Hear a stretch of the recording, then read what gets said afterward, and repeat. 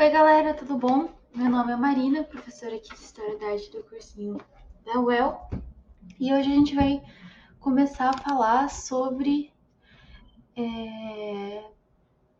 os artistas contemporâneos pelo mundo na aula de hoje.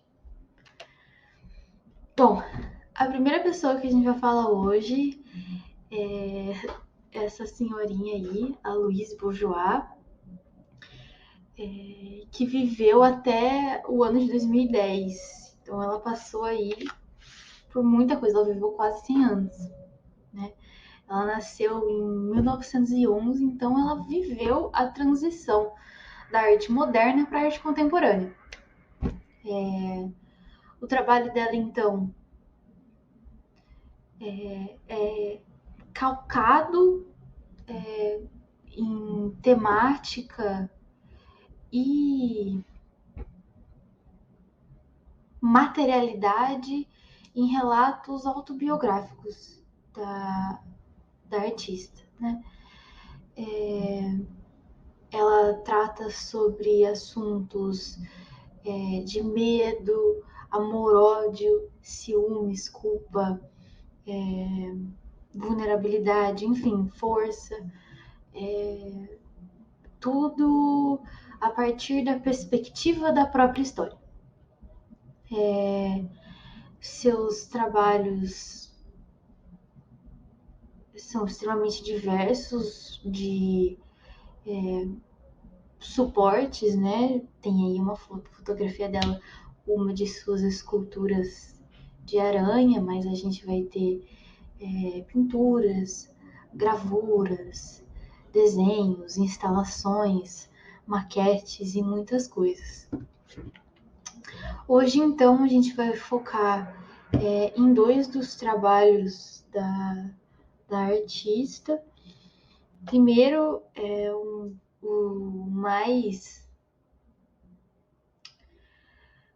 famoso dela, né, que são suas aranhas que chamam Mamã, né, do francês mamãe. Então, como citado anteriormente, para a gente entender a complexidade, a completude dessa escultura, a gente vai ter que passar um pouco pela biografia da Louise. Ela vem de uma família classe média da França que possuía um trabalho, uma fábrica de tapetes. Então eles teciam tapetes, o pai, a mãe. E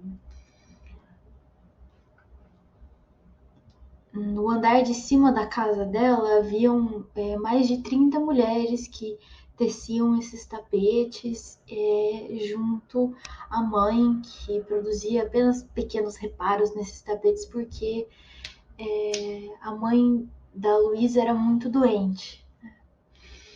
E a aranha, aí ela se dá como esse símbolo de tercedora, né? Assim como a mãe. A aranha também, ela é um símbolo de muita força, um símbolo quase canibal, né? Por ela comer o macho depois da cópula, né? E a gente consegue ver ali no meio da aranha que ela carrega uma bolsa com ovos de mármore. Então essa aranha já comeu esse macho, já comeu, já fez seu canibalismo tão característico do animal. O tamanho dela também diz muito sobre essa infância da qual a mãe sempre a incentivou desde pequena a andar pela casa mesmo cambaleando, bem pequenininha mesmo, assim. Ela diz que tem memórias desses móveis enormes. Então, a dimensão, né? Vocês podem olhar ali na legenda, é enorme, né? É muito grande mesmo. A aranha, a comparação ali com esse moço que está passando embaixo da escultura. E apesar de tudo isso que eu trago dessa mãe e da visualidade da escultura, né? Essas pernas delgadas, finas, contorcidas, desse material que é duro, extremamente difícil de malear, de se mexer, esse preto característico que acaba discernindo ela de todo o ambiente, né? Essa característica meio assustadora e assombrada do tamanho. A Louise nunca viu a mãe nem as aranhas como algo negativo. Em uma citação dela própria falando sobre as aranhas, ela diz: a, a aranha, por que a aranha, né? Porque minha melhor amiga era minha mãe. E ela era decidida, inteligente, paciente, tranquilizadora, racional, encantadora, sutil, indispensável, arrumada e útil como uma aranha. Ela também sabia se defender, e a mim, recusando-se a responder perguntas pessoais idiotas, inquisitivas e embaraçosas. Jamais me cansei de representá-la aranha, representá-la mãe. Né? E essa mãe é muito mais do que só a mãe dela, mas ela também como mãe. Então é um grande comentário sobre o feminino, sobre o que é ser mulher, o que é ser mãe, que todas essas facetas, né? Essa próxima obra, então, da Louise Bourgeois é um livro de tecido, voltando então aí a um tema que foi tratado, né? Um tema muito caro, um tema muito familiar para Louise. O nome do livro chama Ode ao Esquecimento, que fala então dessas últimas obras que ela fez, né, já em 2002. E é muito curioso dizer que uma das suas últimas produções é uma ode ao esquecimento, porque mais cedo na sua carreira ela disse que toda a sua obra é uma elaboração das suas memórias de infância, né? Então, ela chegar no fim da vida e celebrar o esquecimento é muito importante, muito interessante. E aí é que eu trago uma das 35 composições que compõem esse livro, que lê, né? Eu tive um flashback de algo que nunca existiu, que fala então aí dessa falha da memória, não necessariamente sobre envelhecimento, né? E sobre algo ligado a esse esquecimento quando se envelhece, porque é comum, até mais novos, a gente experienciar esses flashbacks de algo que nunca aconteceu, de algo que está só na nossa imaginação, na nossa cabeça, né? Porque nossa memória e o jeito que a gente vê as coisas não são extremamente cronológicos e reais, né?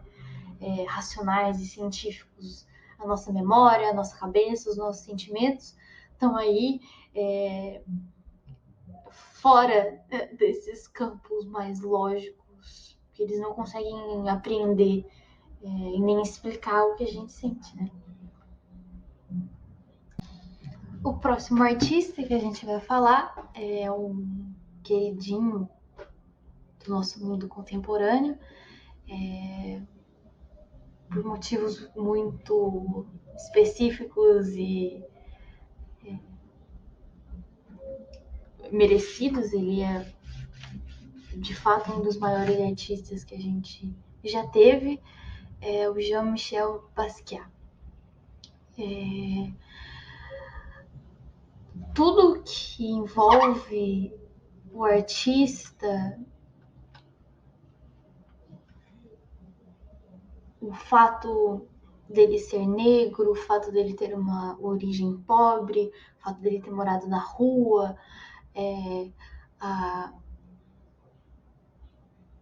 o fato de que a cidade, Nova York, ele morava nos subúrbios de Nova York, ter sido a maior escola dele artística,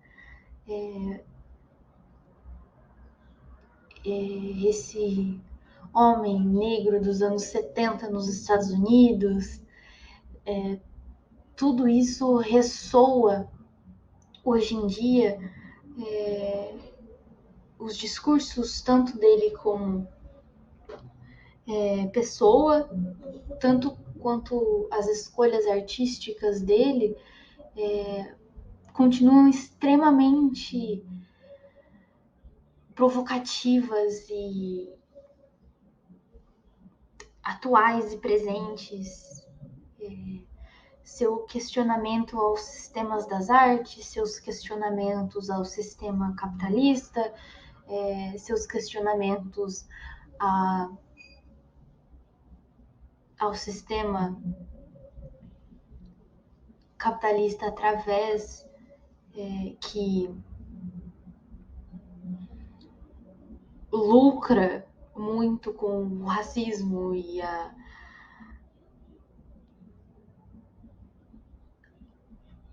morte, né, da população negra, né? Nessa época, muitos discursos ali nos Estados Unidos estavam surgindo e o Basquiat estava extremamente a par, né, da questão ideológica. Mas sua obra carrega tudo isso e muito mais, com uma sensibilidade dentro dessa agressividade, dessa colagem, desse remix que ele faz de mídias. Enfim, ele começa no grafite, na pichação, em Nova York, conhecido como Samo. Ele assinava com Samo e um copyright. Se referindo a... O Samo era um codinome, uma abreviação para Same Old Shit, a mesma coisa, velha, né? Enfim, a mesma bosta de sempre. Então ele pichava galerias, casas de merchan, ele estava sempre ali nesse espaço, marcando presença dessa forma, né? Até hoje, uma das expressões mais imponentes, né? A pichação como introdução e adentramento desse mundo do qual muita gente não pertence, né? E então o Basquiat começa por aí desde muito cedo mesmo. Desde os antes dos 19 anos, porque aí é a partir dos 19 que ele começa a fazer sucesso, vendendo alguns cartões postais, e acaba então tendo acesso a materiais de pintura, que é o que ele sempre quis fazer, né, também.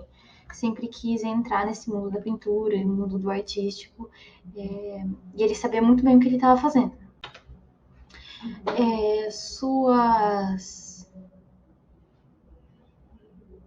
obras sempre foram muito inspiradas nos seus em anatomias, né?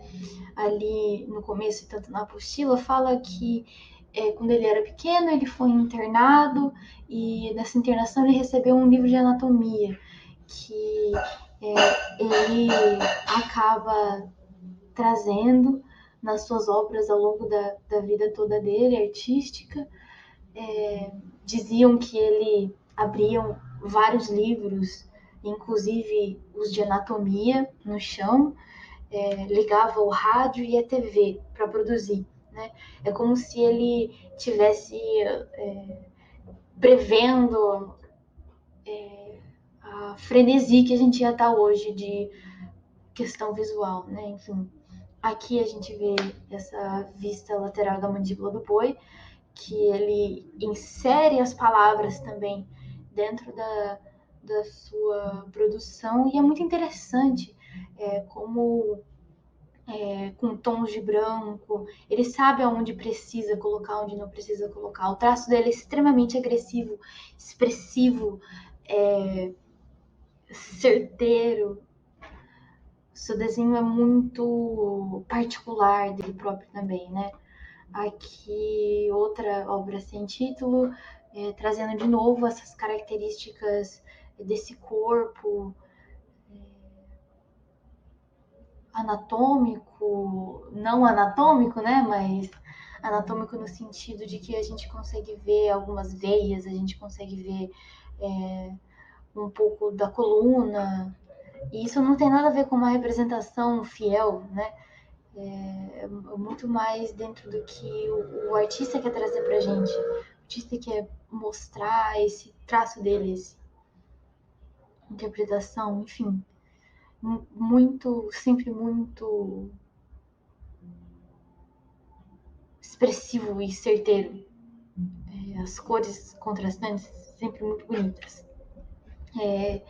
Eu vou.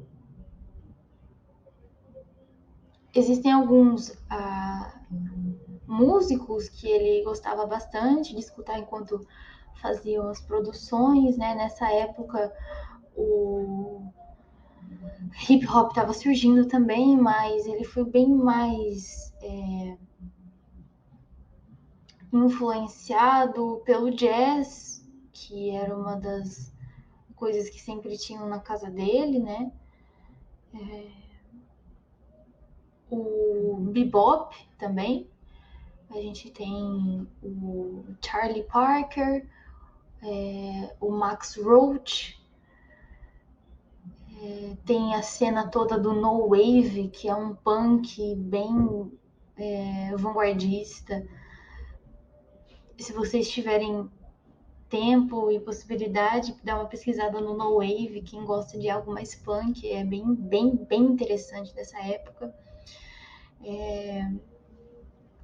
Então, a obra dele foi muito inspirada em música.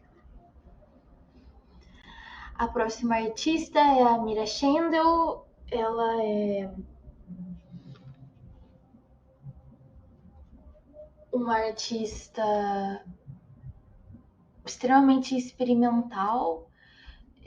O jeito com que ela lida com as questões específicas da vida, ela trabalha a exaustão um único material e ela está em busca, então, dessa junção de como fazer com que o que a gente sente consiga ser expressado pela língua e pela linguagem em geral, né? Não só a fala, a escrita, mas também arte como linguagem, né?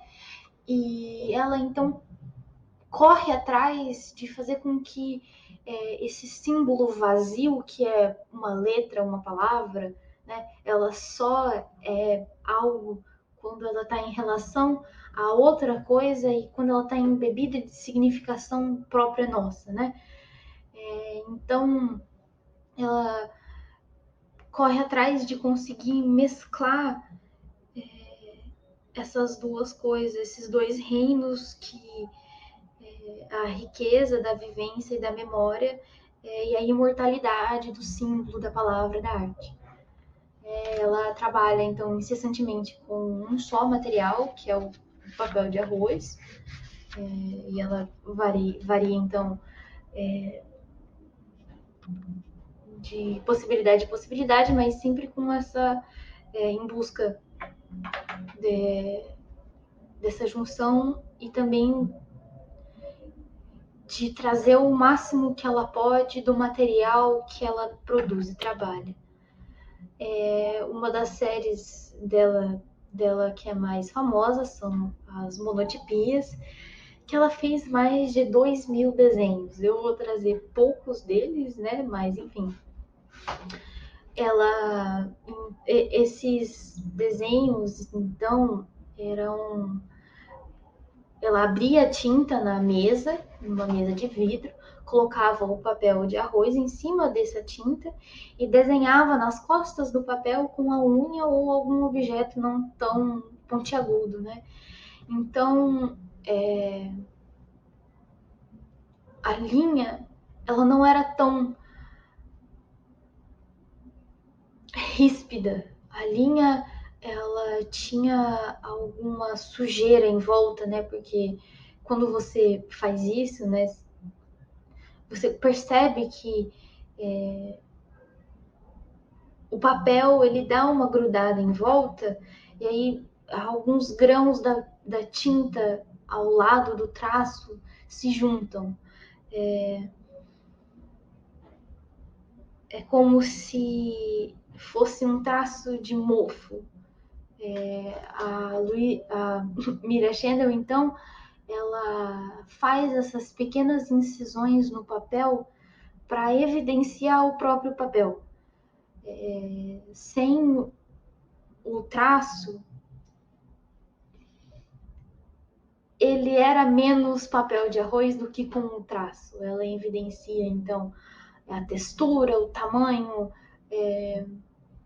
o vazio, através de uma incisão. O vazio só é criado, o papel só é criado, então, a partir dessas incisões, que não podem ser mais do que isso, porque senão cobriria, o papel cobriria, a mensagem cobriria a situação toda e não teria o porquê.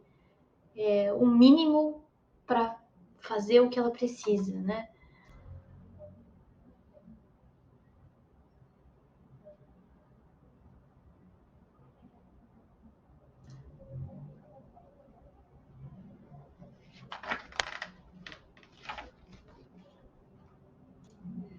Sem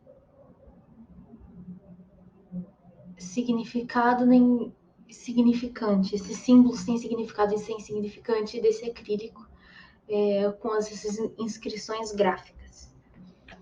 E as últimas desdobramentos da sua questão com o papel de arroz foram as droguinhas, que não são relacionadas às drogas, enfim, consumíveis do jeito que a gente entende, mas como pequenos nadas, como algo que não tem muito valor, enfim, que cria então essa trama infinita, sem começo nem fim,